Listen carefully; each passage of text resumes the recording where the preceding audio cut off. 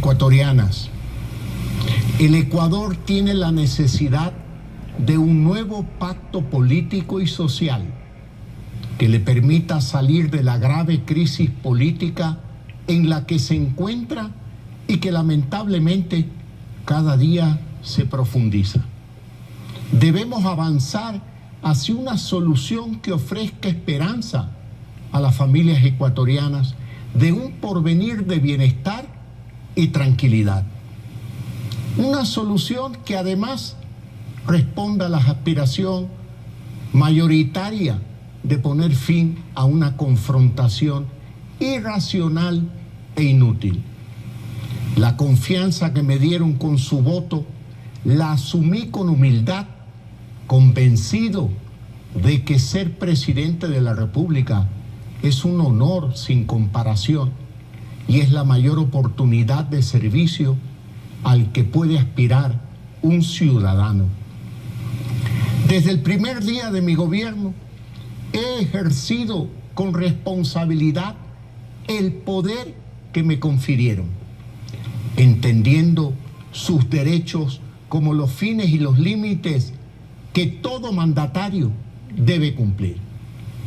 Ese mandato implica tomar las decisiones adecuadas y necesarias que cada momento histórico demanda.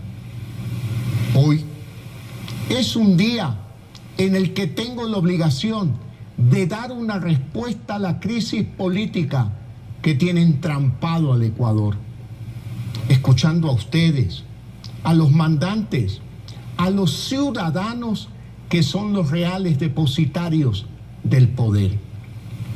Ciudadanas, ciudadanos, ante ustedes comparezco para decirles que no es posible avanzar, resolver los problemas de las familias ecuatorianas, enfrentar los profundos desafíos a los que nos somete la inseguridad y el terrorismo, con una asamblea que tiene como proyecto político la desestabilización del gobierno, de la democracia y del Estado. Desde el inicio de mi gestión, en 4 ocasiones, un sector de la política nacional ha intentado deponer al gobierno democráticamente elegido. En junio del 2022, cuando recién el país empezaba a salir del encierro que provocó la pandemia por el COVID-19, sectores violentos paralizaron el Ecuador durante 18 días. Esta paralización fue el pretexto para que la oposición en la Asamblea Nacional intentara la destitución del presidente de la República bajo el argumento de conmoción interna. La protesta violenta y la Asamblea se juntaron para poner en jaque la democracia ecuatoriana. Millones de dólares en pérdidas para la economía y una grave herida a la institucionalidad. Como no les alcanzaron los votos para destituirme, procuraron que el Consejo Nacional Electoral les entregara los formularios para recoger firmas, porque al entender de estos sectores políticos, yo no había cumplido con mi plan de gobierno con el que gané las elecciones presidenciales. Resulta inaceptable que se pretenda que un gobierno cumpla con su agenda de desarrollo planificada para 4 años en apenas 12 meses. Este proyecto desestabilizador subió de nivel con el bloqueo de las iniciativas legislativas presentadas por el Ejecutivo.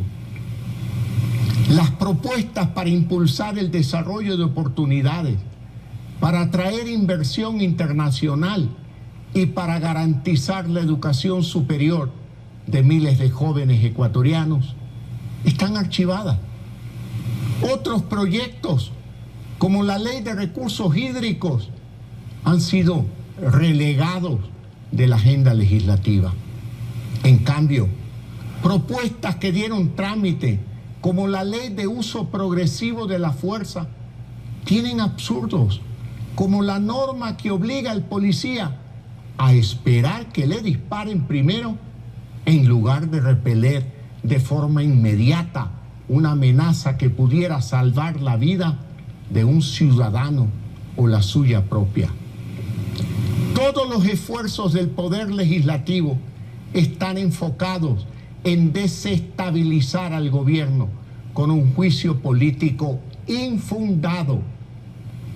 Ahora mismo promueven un supuesto delito de peculado por omisión que no existe en nuestra legislación, con el que quieren asegurar que soy responsable político por no haber actuado frente a un presunto caso de corrupción en la empresa petrolera Flope. Se trata de un contrato del 2018, 3 años antes de que yo asumiera la presidencia. Un proceso sin pruebas, contradictorio, confuso, ilegal e ilegítimo es el mecanismo para destituir al presidente. Han cambiado de acusación varias veces. Han violentado el dictamen de la Corte Constitucional.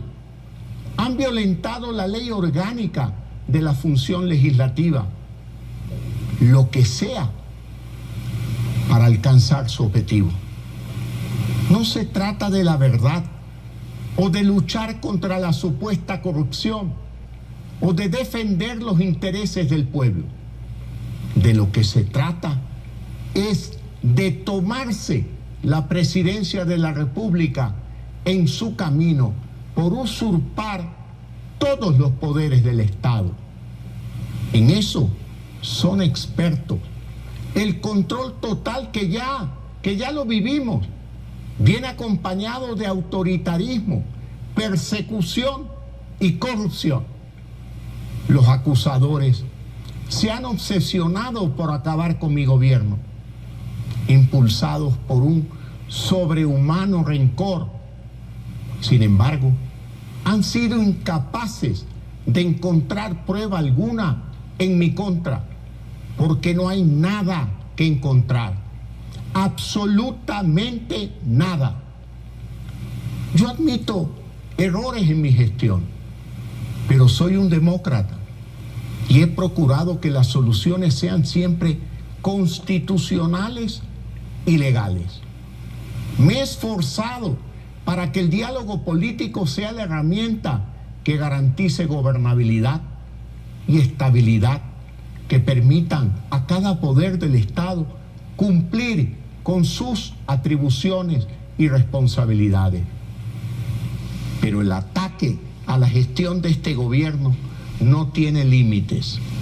Los ministros del Interior, Defensa, Salud, Inclusión Social, entre otros, han recibido más de 1.300 pedidos de información y han sido llamados a comparecer en más de 300 ocasiones en 2 años de gobierno. Hay ministros que han tenido en un solo día hasta 5 comparecencias. Han activado 14 juicios políticos para generar inestabilidad en el gabinete y entorpecer el trabajo del gobierno. Es inaceptable que gran parte del tiempo de los ministros y sus equipos esté dedicado a resistir el acoso político de la Asamblea Nacional, en lugar de gestionar la solución de los problemas de las familias ecuatorianas.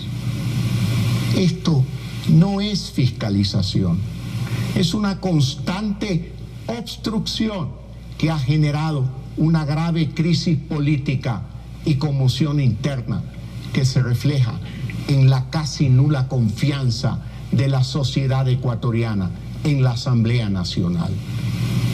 Para dar una salida constitucional al Ecuador, he decidido aplicar el artículo 148 de la Constitución de la República, que me otorga la facultad de disolver la Asamblea Nacional por grave crisis política y conmoción interna, para lo cual he firmado el decreto ejecutivo número 741. Además, he solicitado al Consejo Nacional Electoral la convocatoria inmediata a elecciones legislativas y presidenciales para el resto de los respectivos periodos. Esta es una decisión democrática, no solo porque es constitucional, sino porque le devuelve al pueblo ecuatoriano, a ustedes, el poder de decidir su futuro en las próximas elecciones. Esta es la mejor decisión posible, que nos abre el camino a recuperar la esperanza, la tranquilidad, y permitirá al gobierno centrar todos sus esfuerzos en atender las necesidades de las familias ecuatorianas. A partir de hoy, sin bloqueos, el gobierno nacional expedirá una serie de decretos ley que cumplirán con el mandato soberanamente expresado por ustedes. He firmado el primer decreto ley de urgencia económica para reducir impuestos, fortalecer la economía de 460,000 familias ecuatorianas, y que significará que cerca de 200 millones de dólares regresen a sus hogares. Este decreto ley será remitido a la Corte Constitucional para su dictamen. El Ecuador no se detiene. Los servicios públicos atenderán con normalidad. Las Fuerzas Armadas y la Policía Nacional continúan garantizando seguridad con su labor diaria de enfrentar a la delincuencia y al terrorismo. El sector privado tiene todas las garantías para desarrollar sus actividades y seguir contribuyendo al crecimiento y desarrollo del país. Este es un nuevo momento para el optimismo. Construyamos juntos un futuro mejor para el Ecuador.